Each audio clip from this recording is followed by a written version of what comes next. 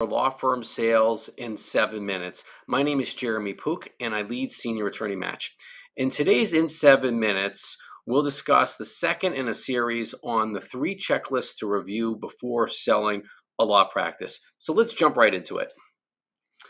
In today's episode, we'll focus on the second checklist, which is now is the time to sell your law practice because ...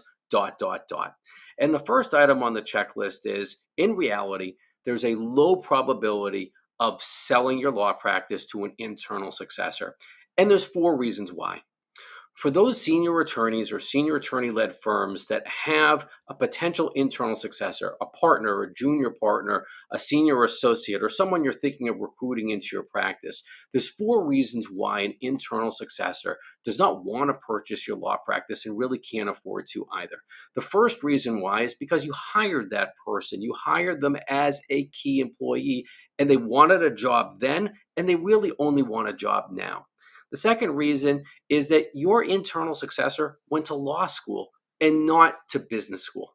The third reason is because most internal successors are typically in their 40s, 50s, or even early 60s, and they really can't afford to purchase your law practice when they're paying for their mortgages, paying for cars, paying for college tuition, thinking about their own retirements, and adding on the cost of purchasing your law practice is simply a bridge too far.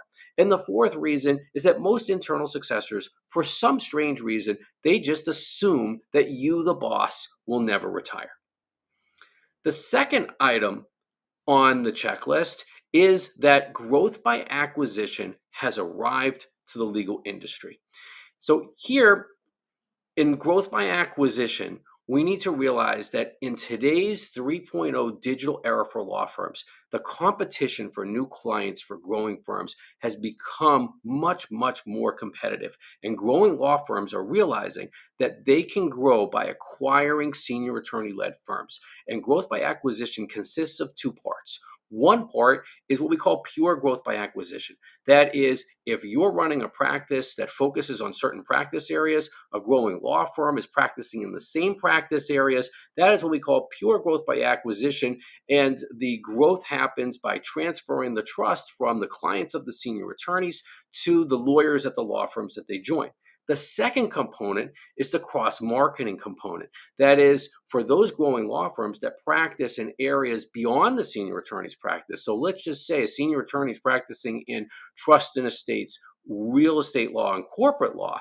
Well, if they're typically referring out litigation, family law, and employment law, and the growing law firm handles those matters, growing law firm is very interested in growth by acquisition because of the cross-marketing opportunities.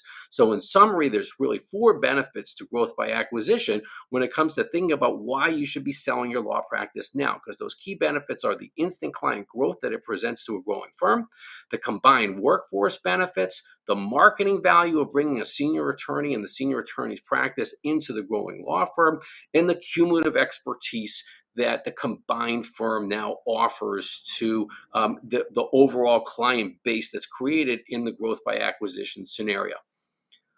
The third item on the checklist is the general need by senior attorneys to want to spend more time outside of the office.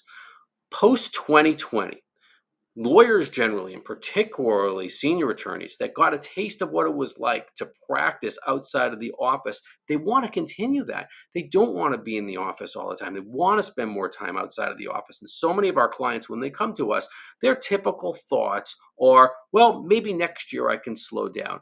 Boy, I wish I could finally take a 2-week vacation. Oh my goodness, payroll is coming up next week. Really, it's every 2 weeks, and rent is due at the first of the month.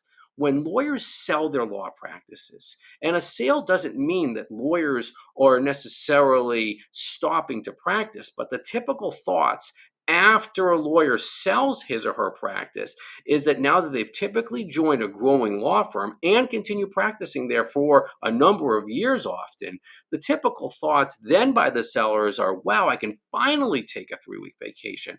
Okay, I can practice outside of the office. And if I'm in the Northeast, I could practice from my home in Florida. For lawyers that always want to have a deeper bench, more lawyers that they could depend upon, growing law firms in particular offer that deeper bench to transfer the trust of your clients to those lawyers at those firms.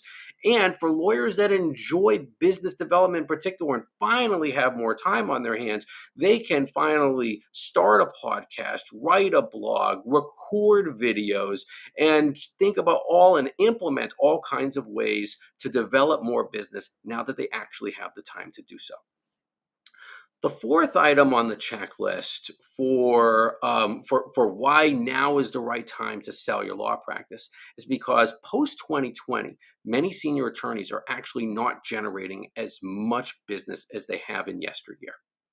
And the reason why is because now that we are in the 3.0 digital era for law firms, the competition to generate new business has moved digitally. We're often saying that the number one referral source for lawyers today in America is Google, that it's Uncle Google. And for that reason, where senior attorneys have typically relied upon word of mouth and from getting referrals from their referral sources that they themselves are aging, what we're seeing in the marketplace is that senior attorneys that maintain the status quo, they are not generating as much business as yesteryear. By comparison, when they join growing law firms that are dedicated to multi-channel digital marketing, that is marketing in today's 3.0 digital era, those clients of ours, when they join growing law firms, their revenues increase. And then there's also the possibility of what we call Random Tuesday, some unforeseen health event, mental or physical or premature death. And in that situation, the value of a senior attorney's practice unfortunately plummets. And the fifth item on the checklist is your upcoming lease renewal. And that really comes in two different flavors.